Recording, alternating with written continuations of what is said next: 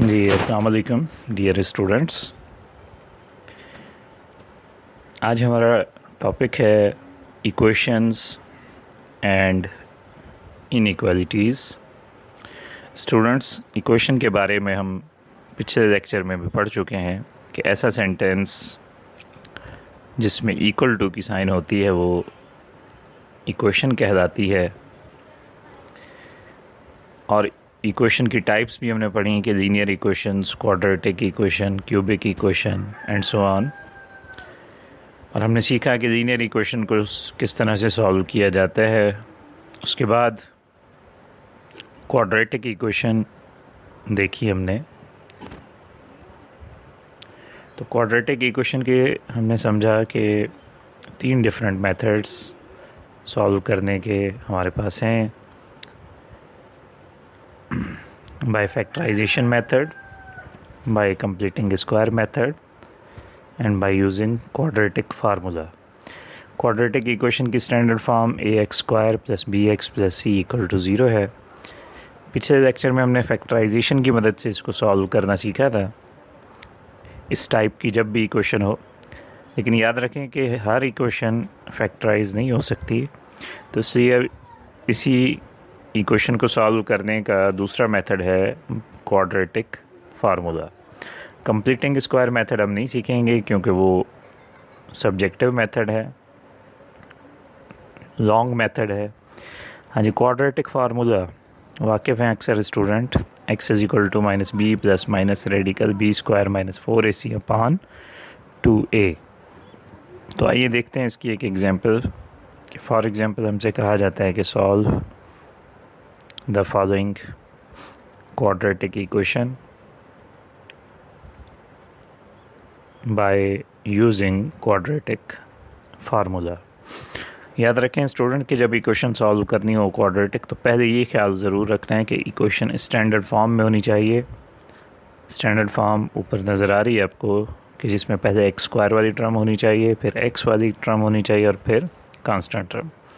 चलें, ये हम वही इक्वेशन दोबारा उठा रहे हैं जो हम पहले फैक्टराइजेशन से भी करके आए हैं।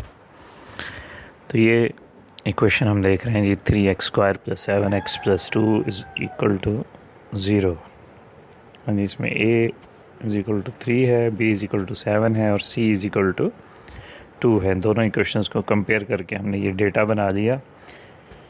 अब हम लिखते हैं जी क्वाड्रेटिक फार्मूला, बल्कि फार्मूला वो ऊपर लिखा हुआ है, हम इसमें वैल्यूज़ पुट कर रहे हैं।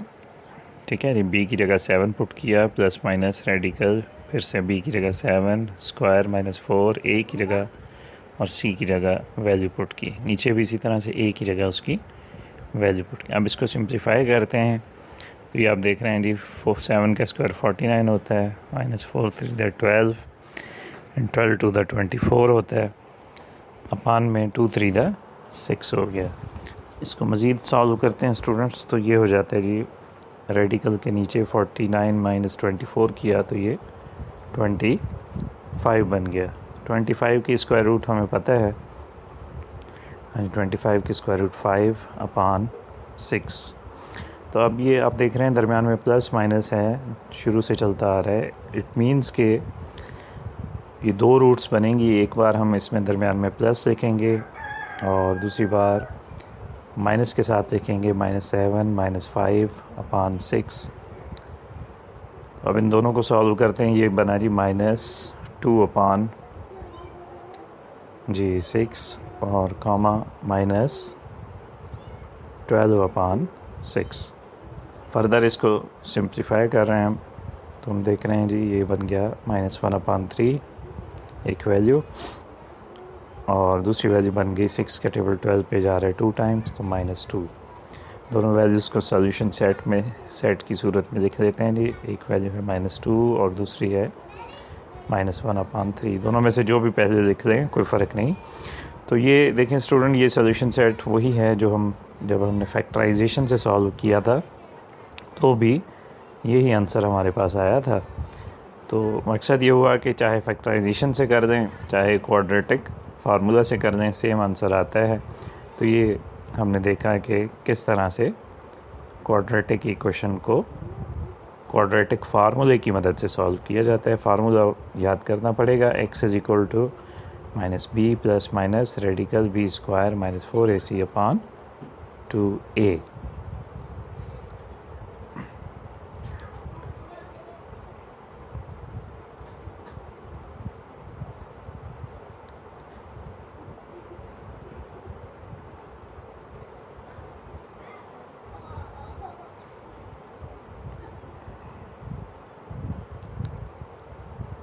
जी स्टूडेंट्स, इसके बाद अब हम देख रहे हैं कि एक एग्जांपल और कर देते हैं इसका कि solve the equation. For example जी, इक्वेशन है x square minus 5x plus 6 equal to 0।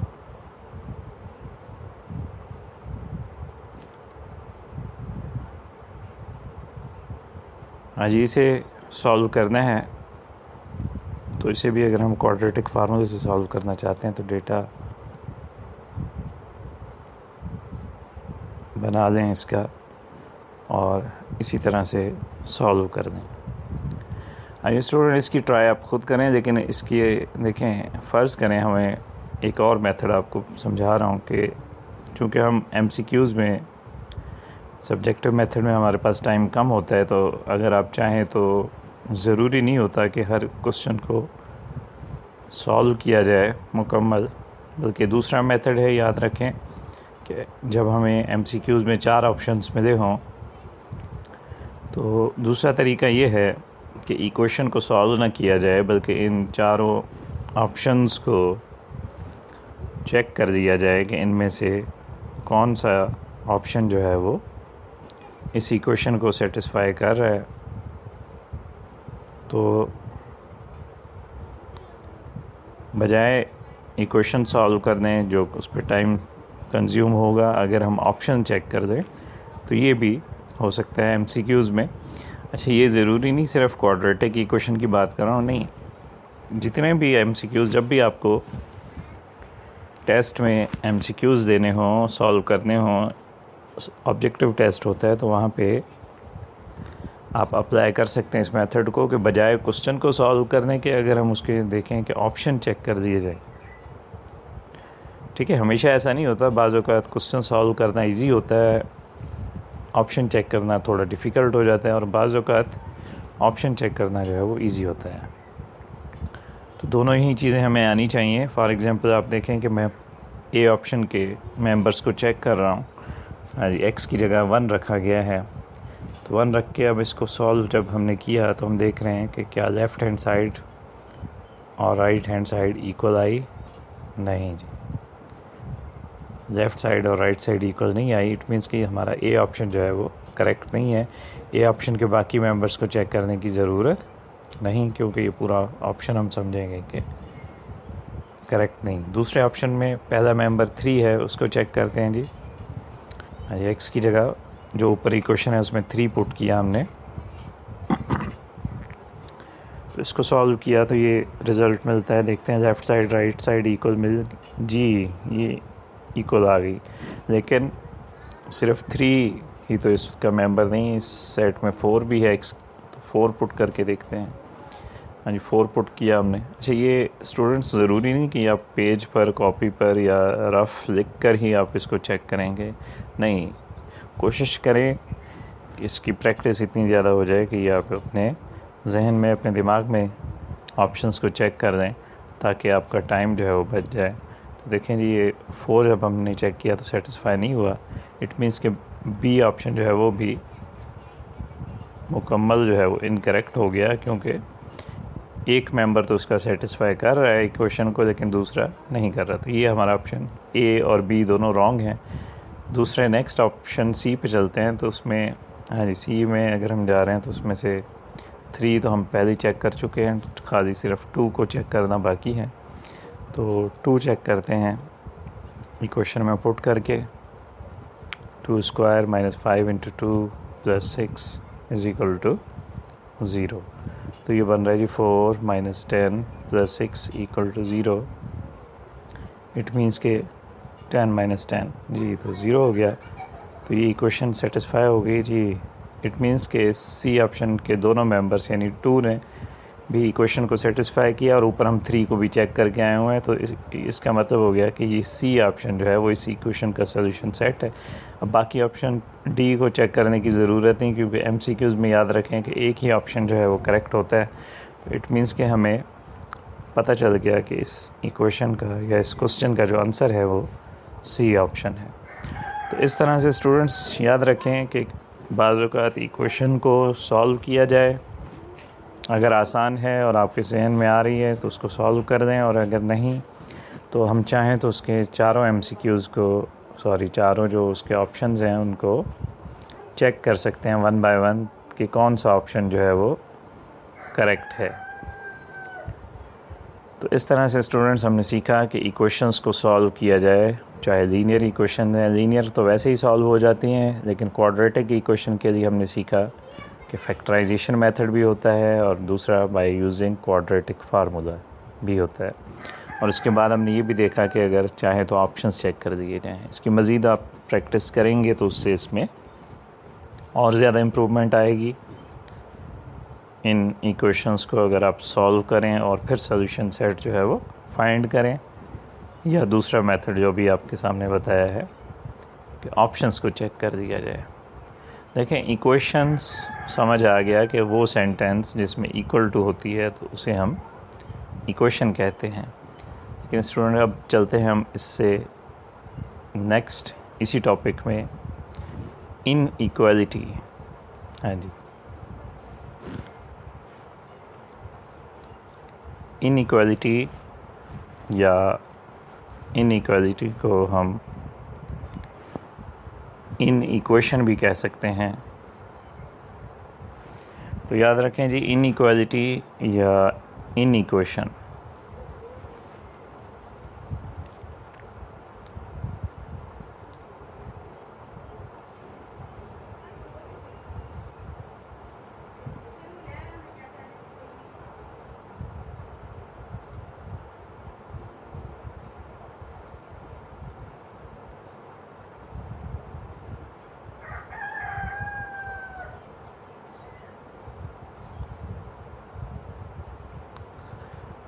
Ji students, inequality या इन इक्वेशन ऐसा अलजेब्रिक सेंटेंस जिसमें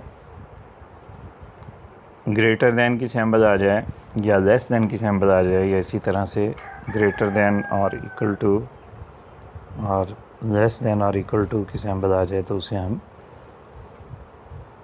इन इक्वेशन कहेंगे।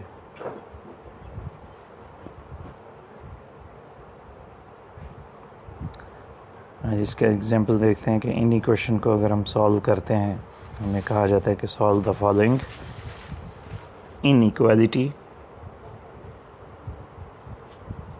फॉर एग्जांपल जी, एक आसान सी इन इक्वालिटी हम ले रहे थे जी, 3x plus 4 is greater then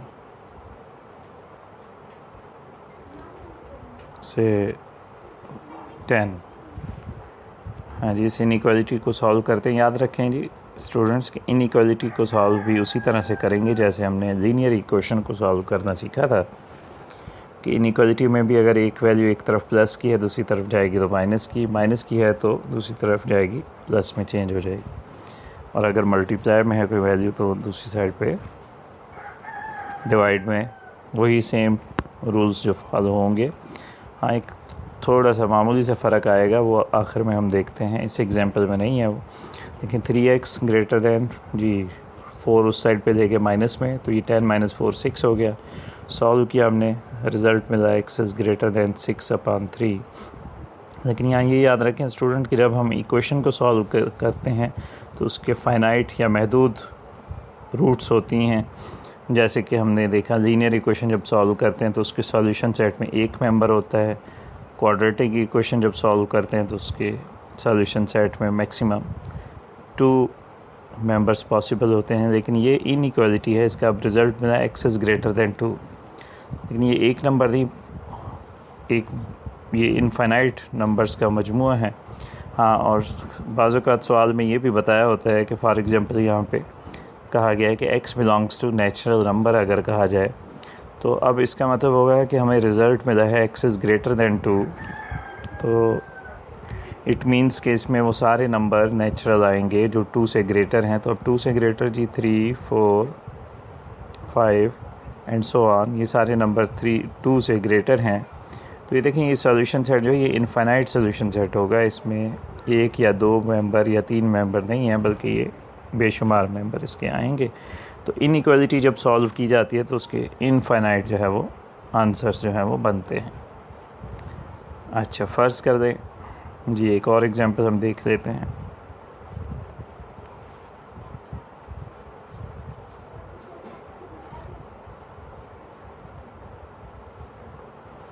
हाँ जी, ये फ़र्ज़ करें हमें कहा जाता है कि एक और क्वेश्चन मिलता है सॉल्व करने के लिए, -3x + 4 इज़ ग्रेटर दैन 10। हाँ जी, बिल्कुल इसी जैसा ही एग्जांपल हमने उठाया है। थोड़ा सा सिर्फ डिफरेंस इतना है कि शुरू में -3 है और कहा गया है कि x बिलोंग्स टू, चलें यहाँ हम कह देते हैं z फॉर इंटीजर्स। अच्छा, अब इसको इनइक्वालिटी को बिल्कुल उसी तरह सॉल्व कर रहे हैं कि +4 उस साइड पे जा रहा है तो माइनस में, तो अब ये 10 - 4 6 हो गया। हाँ जी स्टूडेंट्स, अब थोड़ा सा डिफरेंस है जो अब आप समझेंगे और इस पॉइंट को हमेशा के लिए याद रखेंगे कि इक्वेशन में तो जो भी चीज़ मल्टीप्लाई में हो, चाहे पॉजिटिव है नेगेटिव है, दूसरी तरफ वो डिवाइड में चली जाती है। इनइक्वालिटी में भी बिल्कुल इसी तरह से हम पिछले एग्जांपल में 7 वाले में ये देखा कि 3 मल्टीप्लाई में था, डिवाइड में चला गया, कोई फ़र्क नहीं पड़ा। लेकिन यहाँ देखें ये -3 है, ये भी डिवाइड में चला जाएगा। लेकिन अब यहाँ फ़र्क पड़ेगा जब नेगेटिव नंबर से डिवाइड होता है या नेगेटिव नंबर दूसरी साइड पर जाकर डिवाइड में चेंज होता है, तो याद रखें कि ये जो इनइक्वालिटी की साइन है दरमियान में, ग्रेटर दैन की अगर है तो वो चेंज हो जाएगी लेस दैन में, अपोजिट साइन हो जाती है।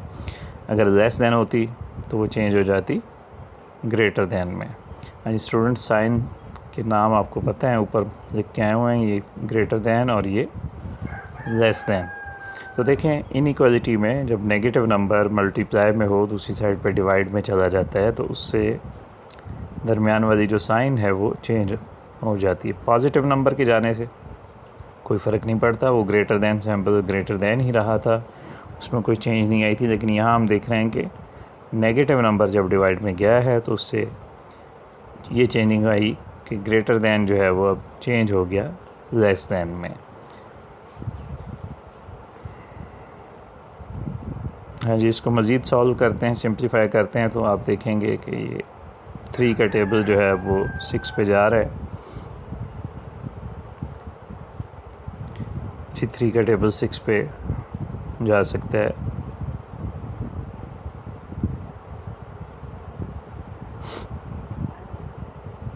Two times.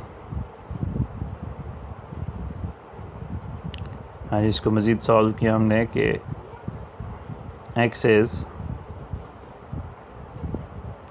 लेस दैन, हाँ जी ये बना -2। तो ये x इज़ लेस दैन -2 और ऊपर हम क्या आए हैं कि x बिलोंग्स टू इंटीजर्स, तो इट मीन्स कि इसका जो सॉल्यूशन सेट होगा इसमें वो सारे इंटीजर्स आएंगे जो -2 से लेस हैं। तो देखें स्टूडेंट्स, -2 से लेस इंटीजर्स, हाँ जी कौन से बनेंगे, -2 से जो लेस हैं वो इंटीजर्स हैं। हाँ जी, ये आ जाएंगे -3, -4, -5 एंड सो ऑन। स्टूडेंट्स, पता है आपको कि ये नेगेटिव नंबर में जैसे जैसे हम आगे बढ़ते हैं तो वो नंबर लेस होते जाते हैं, ठीक है जी। तो ये सारे नंबर -2 से लेस हैं। तो यहाँ भी देखें कि इसका जो रिज़ल्ट हमें मिला है वो इनफाइनाइट सेट जो है वो हमें मिला है। तो यहाँ से स्टूडेंट पता चला कि इनइक्वालिटी जब सॉल्व करते हैं तो उसके बेशुमार जो है वो रूट्स होती हैं। इनफाइनाइट उसका सॉल्यूशन सेट होता है, फाइनाइट नहीं होता।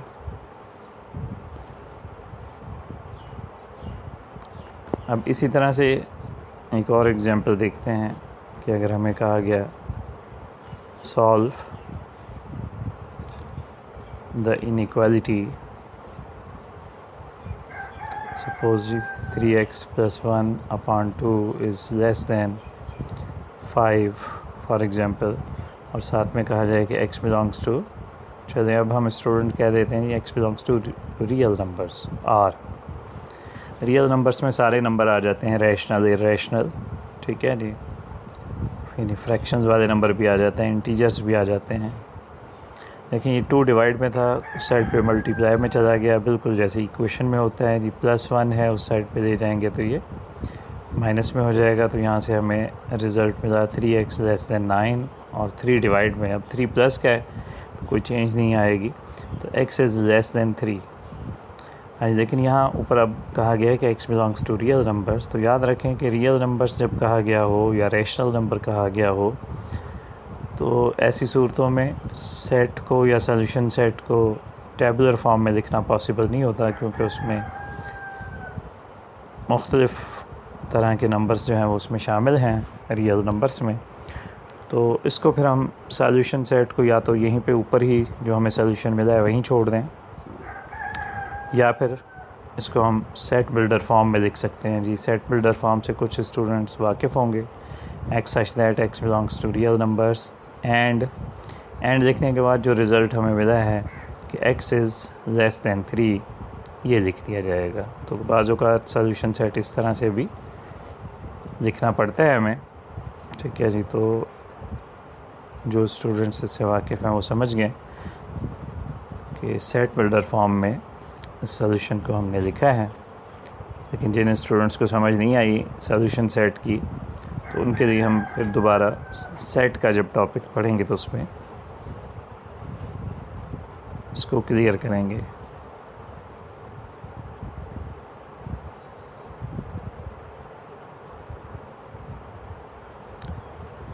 जी स्टूडेंट्स, तो ये था हमारा आज का टॉपिक। इसमें हमने इक्वेशन, क्वाड्रेटिक इक्वेशन को सॉल्व करना सीखा, और इसी तरह से उसके बाद हमने इनइक्वालिटी को सॉल्व करना सीखा। ओके, अल्लाह हाफ़िज़।